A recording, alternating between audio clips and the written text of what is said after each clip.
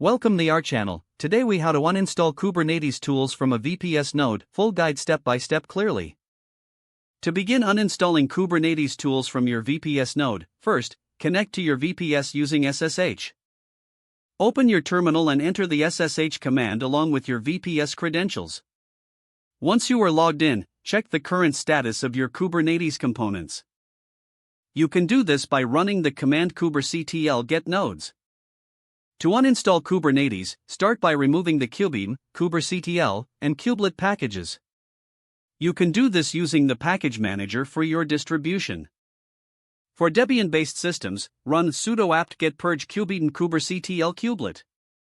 For Red Hat-based systems, use sudo yum remove kubeaton kubectl kubelet. Next, remove any additional Kubernetes packages by running sudo apt-get auto-remove or sudo yum auto-remove. Once the packages are removed, delete the configuration files related to Kubernetes.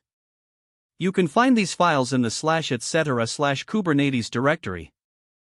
Run the command sudo rmrf /etc/Kubernetes to delete this directory. In addition, check the CNI, Container Network Interface, plugins. If you are using Weave or Calico, remove their configurations as well. Typically, these can be found in /op/cni/bin. Execute sudo rmrf/op/cni/bin to remove these files. Next, clear out any persistent data stored by Kubernetes.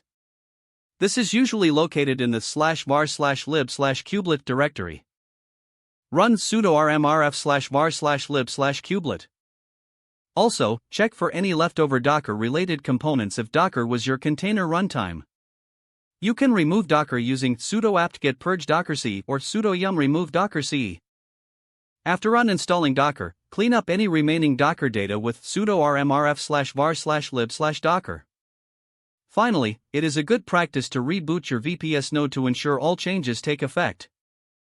Reboot the node by executing sudo reboot.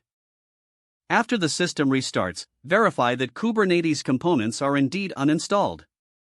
Run kubectl get nodes again to confirm there are no Kubernetes nodes listed.